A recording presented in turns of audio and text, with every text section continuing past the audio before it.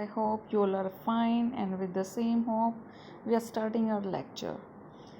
The topic of the lecture is pedagogical analysis. Now, what is pedagogical analysis? Pedagogical analysis is made up of two words. The first one is pedagogy, and the other one is analysis. The first one is pedagogy. अब ये pedagogy word आया कहाँ से है, इसे कहाँ से derive किया गया है, कौन सी लैंग्वेज से इसकी उत्पत्ति हुई है? तो अगर हम देखें तो इसकी उत्पत्ति जो हुई है वो है ग्रीक वर्ड से, और वो वर्ड है पेडागोगस। अब पेडागोगस को अगर हम फर्दर डिवाइड करते हैं, तो अगर इसे और ब्रेक करते हैं, तो peda means child and agogus means to lead. Literally, if it is translated, then it means to lead the child, or we can say to motivate the child, to lead the child in class, like this. Now, what is pedagogy? What is the meaning of pedagogy? अब इसका meaning क्या है? Pedagogy is the science of teaching. अब आप सोच रहे होंगे कि टीचिंग की भी कोई साइंस होती है, तो मैं कहूँगी हाँ, टीचिंग की भी साइंस होती है. अब वो कैसे होती है? अब साइंस में क्या होता है, एक स्टेप के बाद दूसरा स्टेप होता है, फिर तीसरा स्टेप होता है. एक सिस्टमेटिक वे होता है जिसमें हम चलते हैं. In the same way in teaching also there are steps. अगर हम उन स्टेप्स को सिस्टमेटिक वे में फॉलो करते हैं, तो हम अपनी टीचिंग को बहुत ही इफ़ेक्टिव बना सकते हैं. अब टीचिंग इफ़ेक्टिव कैसे होती है? टीचिंग इफ़ेक्टिव है या नहीं है, हम किसके बेसिस पे कहते हैं? अगर जो हमने पढ़ाया है, जिस ऑब्जेक्टिव के साथ पढ़ाया है, अगर हमारा रिज़ल्ट जो आता है, अगर रिज़ल्ट अच्छा आए, मतलब अगर स्टूडेंट्स उस चीज़ का जवाब दें जो हमने पढ़ाया है, जो कंटेंट हमने क्लास में प्रेजेंट किया है, अगर स्टूडेंट्स उस चीज़ का सही आंसर करते हैं, तो इट मीन्स हमारी टीचिंग इफ़ेक्टिव हुई है. इसका मतलब स्टूडेंट्स उस टॉपिक को समझ पाए हैं, अंडरस्टैंडिंग हुई है क्लास में. देन, और वो कब होती है? जब हम एक सिस्टमेटिक वे में चलते हैं, सिस्टमेटिक वे में स्टेप्स को फॉलो करते हैं, and that is science of teaching. Now, what is the meaning of analysis? Analysis है किसी भी सब्जेक्ट कंटेंट को, सब्जेक्ट मैटर को, किसी चैप्टर को, लेसन को स्मॉल स्मॉल पार्ट्स में डिवाइड करना, उन्हें क्लासिफाई करना. तो हम कहेंगे कि इट इज़ एनालिसिस. अब जैसा कि आप देख रहे हैं कि पेडागोजिकल एनालिसिस टू वर्ड से बना है. हमने पेडागोजी वर्ड का मीनिंग जान लिया, कहाँ से डिराइव किया गया है वो भी जान लिया है. एनालिसिस का मतलब क्या होता है वो भी जान लिया. अब अगर हम इन दोनों वर्ड्स को एक साथ देखते हैं, तो इसका मतलब क्या है? In its simple meaning, the term pedagogical analysis stands for a type of analysis based on pedagogy. Therefore, the analysis of a given content material in any subject, any topic carried out well in the spirit of the science of teaching. Pedagogical analysis दो word से बना है. One is pedagogy, one is analysis. Pedagogy means science of teaching, and analysis means breaking down of a complex material, complex subject, a very big topic into small topics or small parts. और systematic and इससे इन दोनों से क्या होता है? systematic and effective teaching learning process होती है. अगर सब्जेक्ट मटेरियल सिस्टमेटिक वे में प्रेजेंट किया जाए क्लास में, तो इफ़ेक्टिव टीचिंग होती है. अब पेडागोजिकल एनालिसिस के कुछ कंपोनेंट्स देख लेते हैं. इसके 4 कंपोनेंट्स हैं: content analysis, objective formation, selection of teaching methods and skills and teaching aids, and the last one is selection of evaluation devices. अब first one is content analysis. Content analysis क्या है? अब content है subject matter, जो हमारा topic है, जिसे हम क्लास में पढ़ाएंगे, वो टॉपिक, उस टॉपिक को छोटे छोटे पार्ट्स में डिवाइड कर लेना, छोटे छोटे टॉपिक्स में या सब टॉपिक्स में उस चीज़ को डिवाइड कर लेना. अब ऐसा हम क्यों करते हैं? क्योंकि अगर बहुत बड़ा टॉपिक हम लेके चलेंगे क्लास में तो हम उसे अच्छे से नहीं पढ़ा पाएंगे। कभी हम किसी सब टॉपिक पे जाएंगे, कभी किसी पे जाएंगे, तो इस तरह से हमारी जो टीचिंग होगी उसकी कोई डायरेक्शन नहीं होगी। इसी वजह से हमें पूरे एक बड़े टॉपिक को, कोई कॉम्प्लेक्स टॉपिक को स्मॉल पार्ट्स में डिवाइड करना होता है। फिर डिवाइड करने के बाद हम एक टॉपिक को एक टाइम पे डील करते हैं। उसके बाद हम देखते हैं इंस्ट्रक्शनल ऑब्जेक्टिव, ये इसका सेकंड कंपोनेंट है। अब इंस्ट्रक्शनल ऑब्जेक्टिव्स क्या होते हैं? अब जो पार्ट हमने एक सेलेक्ट किया है पढ़ाने के क्लास में, उसके हम कुछ ऑब्जेक्टिव्स डिसाइड कर लेते हैं कि भाई इस टॉपिक को हम पढ़ाएंगे, इसको पढ़ाने के ऑब्जेक्टिव्स क्या होंगे, इसके हमारे उद्देश्य क्या होंगे। तो इस चीज़ को माइंड में रख के एक टीचर पूरी एक लिस्ट तैयार कर लेते हैं कि ये पढ़ाने के बाद ये कंटेंट अगर हम क्लास में प्रेजेंट कर देते हैं, उसके बाद ये ऑब्जेक्टिव्स हैं, ये हमारे अचीव हो जाने चाहिए। और ये हम किसके थ्रू करते हैं? वैसे ब्लूम ने एक टेक्सोनॉमी दी है जिसके बेस पे RCEM अप्रोच हमारे इंडिया में जो हम फॉलो करते हैं वो RCEM अप्रोच है। अब what is the meaning of RCEM? RCEM stands for regional centre of education Mysore. जो एक रीजनल सेंटर है एजुकेशन का, वो जो मैसूर में है, उसने ये अप्रोच दी है जिसके बेसिस पे हम अपने लेसन प्लानिंग करते हैं और ऑब्जेक्टिव्स डिसाइड करते हैं। Teachers approach of formulating instructional objectives into behavioural terms should be learner centred. अब जो टीचर ऑब्जेक्टिव्स डिसाइड करती हैं वो लर्नर सेंटर्ड होने चाहिए। इसका मतलब क्या है कि जो लर्नर है वो कौन है? स्टूडेंट को माइंड में रख के ही ऑब्जेक्टिव्स बनाए जाने चाहिए। Teacher should have a good knowledge of the content, that's why he can put the subject matter in progressive sequence and should know the domains or levels of teaching learning. अब objectives बनाने के लिए एक teacher को अपनी उस content की थोड़ा नॉलेज होनी चाहिए। पूरे अच्छे से उस चीज़ की अगर नॉलेज होगी तो टीचर अपने जो बिहेवियरल जो ऑब्जेक्टिव्स जो उसकी जो पूरी लिस्ट तैयार करेंगे वो अच्छे से कर पाएंगे।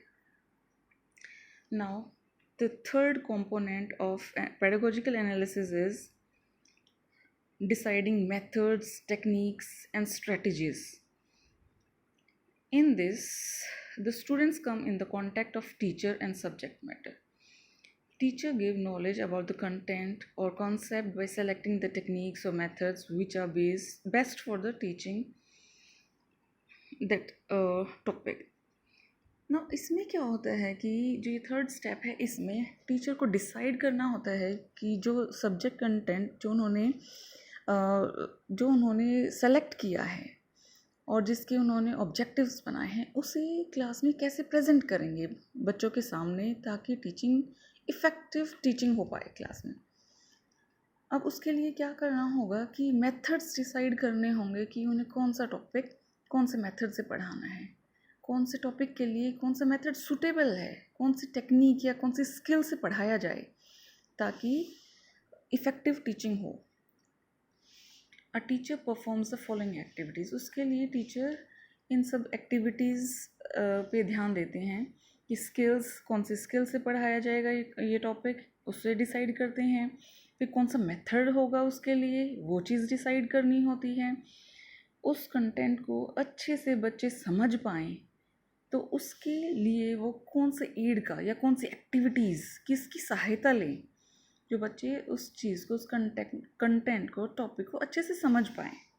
तो ये सारी चीज़ें, मेथड डिसाइड करना, टेक्निक्स डिसाइड करना, स्किल डिसाइड करना, ये सारे इस थर्ड कंपोनेंट के अंडर आते हैं।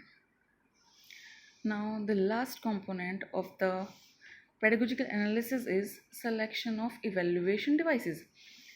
अब आप सोच रहे होंगे इवेल्युएशन डिवाइसेस का मतलब क्या है।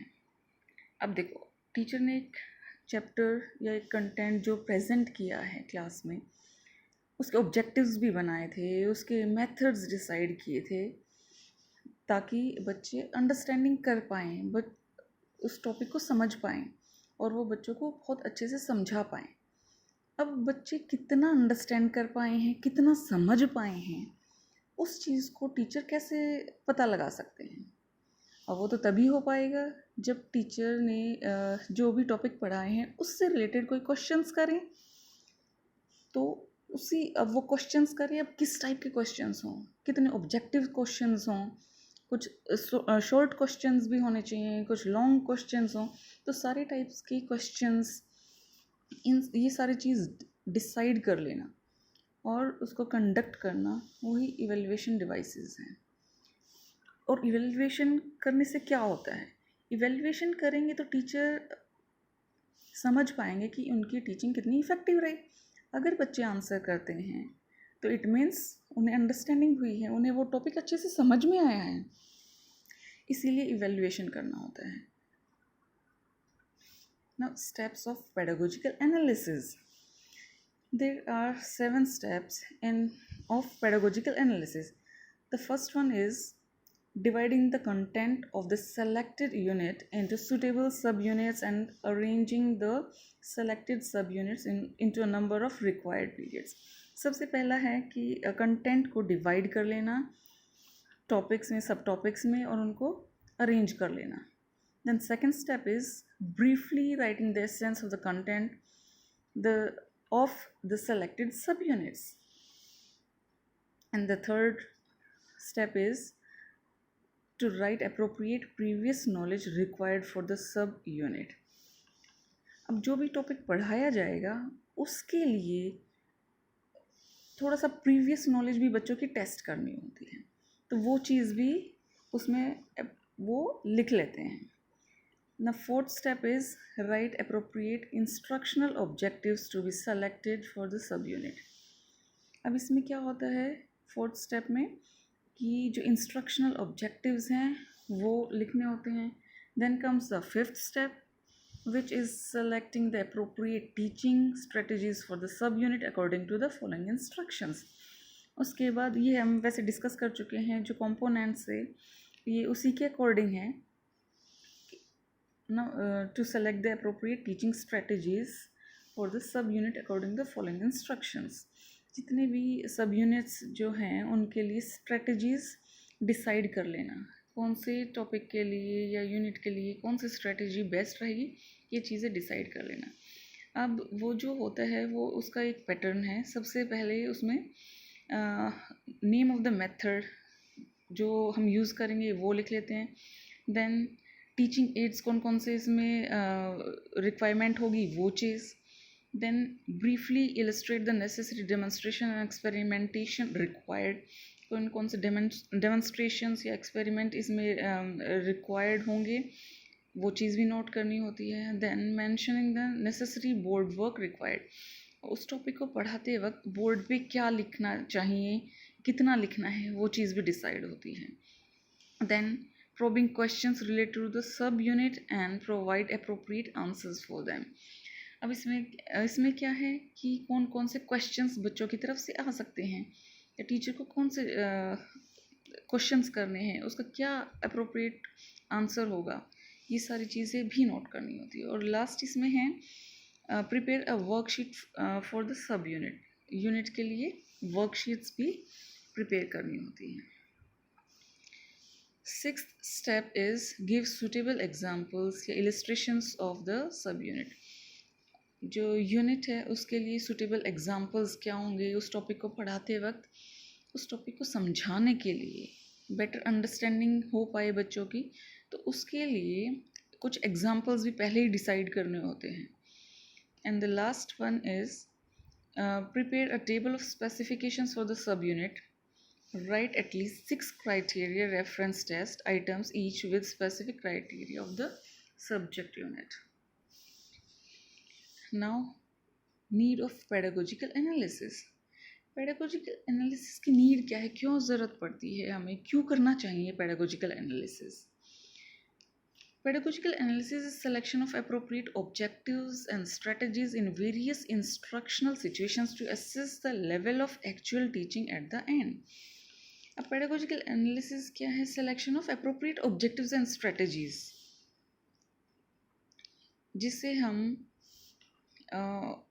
एंड में हम पता लगा पाएंगे कि जो टीचिंग हुई है वो किस लेवल की टीचिंग हुई है, क्या वो सक्सेसफुल रही है या नहीं रही है, या कौन से टॉपिक में बच्चों को कन्फ्यूजन है, कौन सा टॉपिक हमें दोबारा रिपीट करने है। अगर बच्चे आंसर नहीं कर पाते हैं बाद में, इट मीन्स बच्चों को उसकी अंडरस्टैंडिंग नहीं हुई है।